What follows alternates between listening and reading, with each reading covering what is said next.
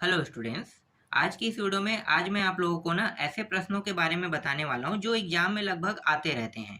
ठीक है, तो ऐसे प्रश्नों को देख लेते हैं। यहाँ पे अति लघुत्तरी प्रश्न में देखो, पहला प्रश्न यहाँ पे, एक समान वृत्तीय गति किसे कहते हैं, और मैं आपको समझाऊंगा भी। ठीक है, तो एक समान वृत्तीय गति किसे कहते हैं। देखो, मान लो एक राउंड गोल बना लो, ठीक है, एक आकृति गोल चीज। अब उसमें आप क्या करोगे, एक समान चाल, ठीक है, एक ही स्पीड में, स्पीड आपको ना कम करना है ना बढ़ाना है, तो उसी स्पीड में लगातार वो घूमते रहता है ना, उसी को हम कहते हैं एक समान वृत्तीय गति कहते हैं। ठीक है, उदाहरण देखो, घड़ी की सुई की गति एक समान है क्योंकि गोल गोल घूमते रहता है, लेकिन घड़ी के जो सुई के जो कांटे हैं ना, सेकेंड, मिनट और घंटा, वो एकदम फिक्स है कि वो हर बार उतने ही समय में वो एक चक्कर लगाएगा। मतलब समझ में आ गया। देखो, इसके बाद दूसरा क्या है, नियत वेग पर कार के पहियों की गति। अगर मान लो 40 की स्पीड में जा रहा हो तो हर जगह 40 की स्पीड में ही गोल गोल राउंड करते रहोगे, इसे हम एक समान वृत्तीय गति कहते हैं। इसके बाद एक वस्तु सूर्य के चारों ओर नियत वेग से चल रही है, उसकी गति एक समान गति है या असमान। तो देखो क्या कह रहा है, एक वस्तु सूर्य के चारों ओर नियत वेग से चल रही है, तो ये एक समान वृत्तीय गति ही कहलाएगा, क्योंकि नियत वेग से चलना ही एक समान वृत्तीय गति का नियम है। आगे देखते हैं। ऐसे प्रश्न नहीं आते हैं, फिर भी मैं आपको दिखा देता हूँ। ठीक है, तीसरा प्रश्न देखो, एग्जाम में ऐसे प्रश्न नहीं आते हैं, तो ये तीसरा प्रश्न है, इसलिए इसको मैं आपको समझा नहीं रहा हूँ। इसके बाद देखो, एक वस्तु की स्थिति समय ग्राफ समय अक्ष के समांतर सरल रेखा है, उसकी गति के बारे में आप क्या कहेंगे। ठीक है, तो ऐसे भी प्रश्न नहीं आते हैं, फिर भी आप लोग एक बार देख लेना। ठीक है, क्योंकि किसी भी टॉपिक को छोड़ना ना अच्छी बात नहीं है, तो हम हर टॉपिक को लेकर चल रहे हैं। हाँ, अब ये प्रश्न देखो, ये प्रश्न हमेशा आता है, चाल एवं वेग में कोई चार अंतर लिखिए। तो ऐसे प्रश्न ना आते रहता है, चार अंतर आपको बताना है। तो यहाँ पे वेग है, यहाँ पे वेग है और यहाँ पे चाल है, तो दोनों को देख लो। चाल और वेग में अंतर आते रहता है, ऐसे प्रश्नों को आपको पढ़ना है। ठीक है, त्वरण किसे कहते हैं, तो त्वरण से सिर्फ परिभाषा आ सकता है, ज्यादा कुछ नहीं आएगा। ठीक है, तो परिभाषा आप लोग देख लेना, ये त्वरण है, त्वरण किसे कहते हैं पता चल जाएगा।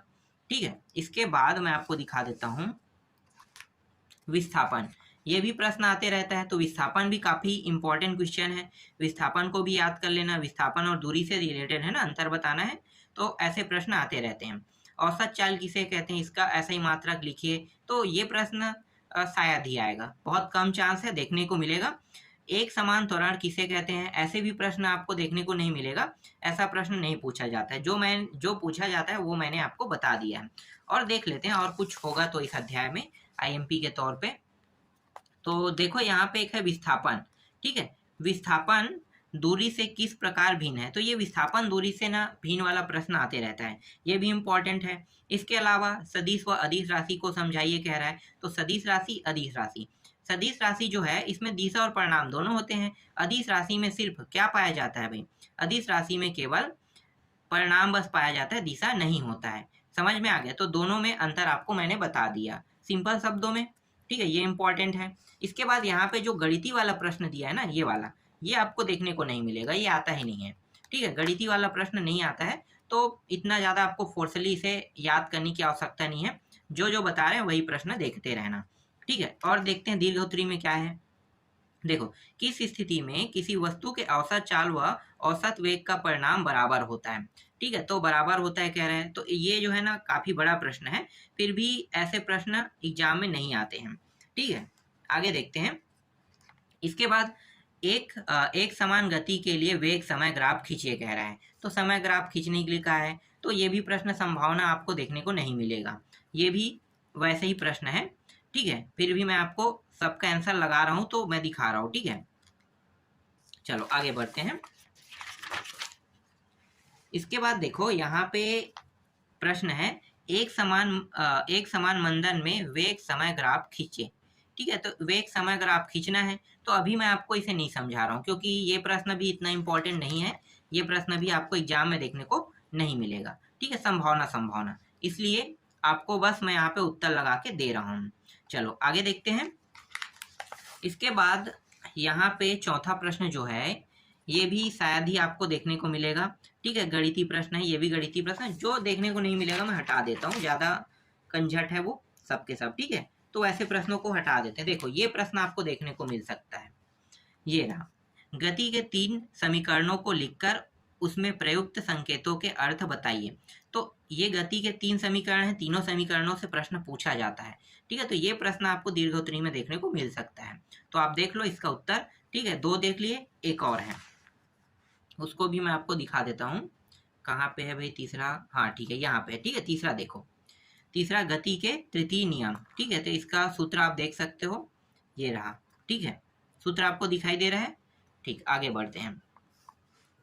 इसके बाद यहाँ पे अगला प्रश्न क्या है? एक समान गति तथा असमान गति को परिभाषित करते हुए प्रत्येक के 2-2 उदाहरण दीजिए। ठीक है, तो ऐसे प्रश्न आते हैं, लेकिन अभी नहीं आएगा फिलहाल, तो अभी के लिए ये नहीं है, वार्षिक के लिए इंपॉर्टेंट हो सकता था।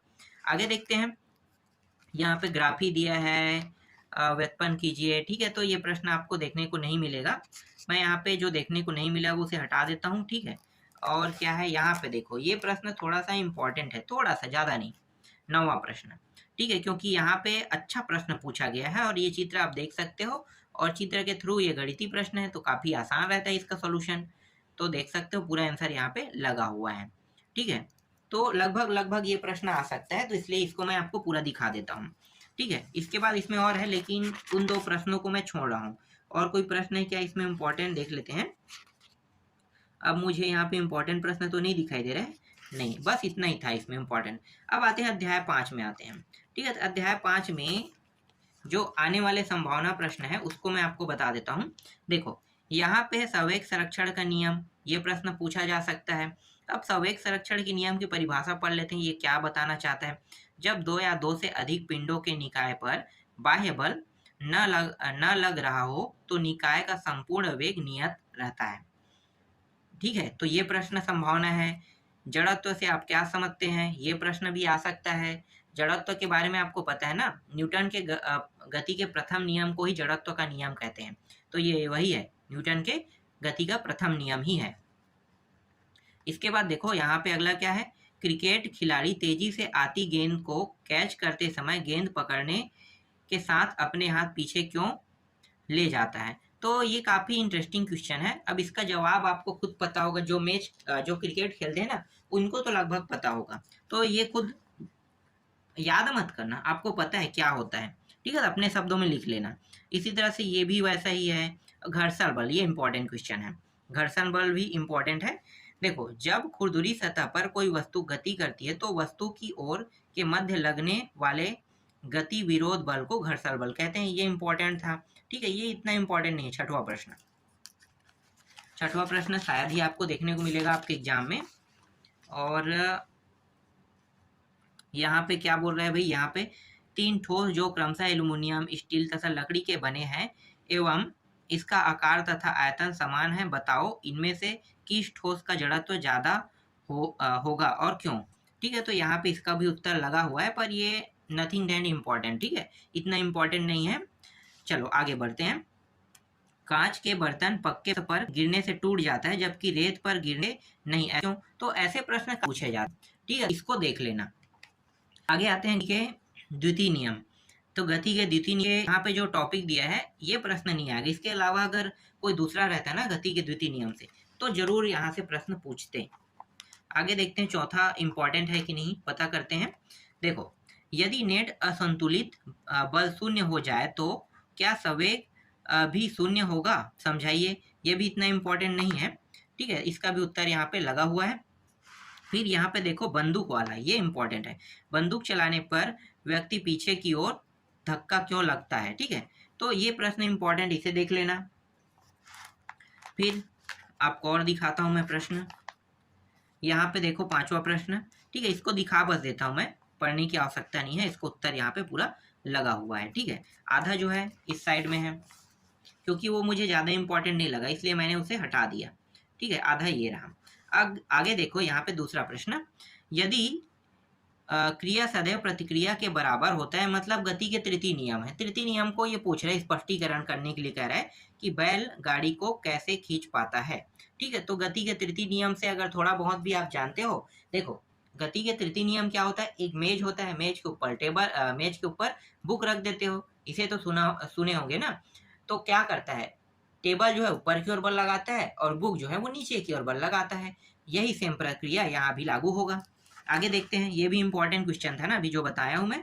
इसके बाद देखो राकेट की गति किस सिद्धांत पर आधारित है, तो ये भी इंपॉर्टेंट क्वेश्चन है। किस सिद्धांत पर आधारित है? न्यूटन के गति के तृतीय नियम।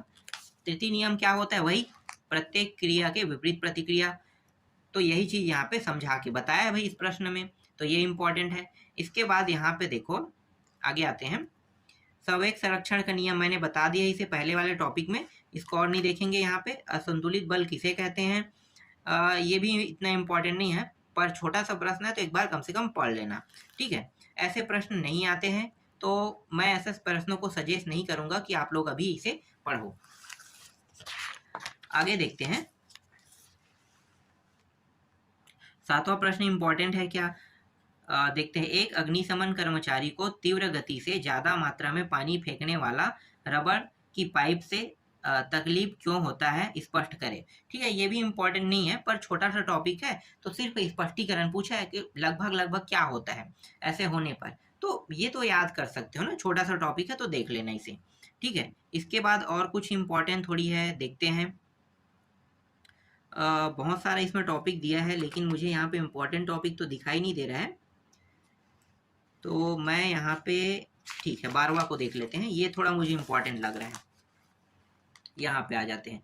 ठीक है, देखो, सिद्ध कीजिए कि दो वस्तुओं का कुल संवेग उनके परस्पर टकराने के पूर्व एक एवं टकराने के पश्चात समान रहता है। ठीक है, तो ये वाला थोड़ा इम्पोर्टेंट लग रहा है, ए बी वाला। ठीक है, देख लो, यहाँ पे इसका उत्तर पूरा लगा हुआ है, इस तरह से यहाँ तक दिया हुआ है।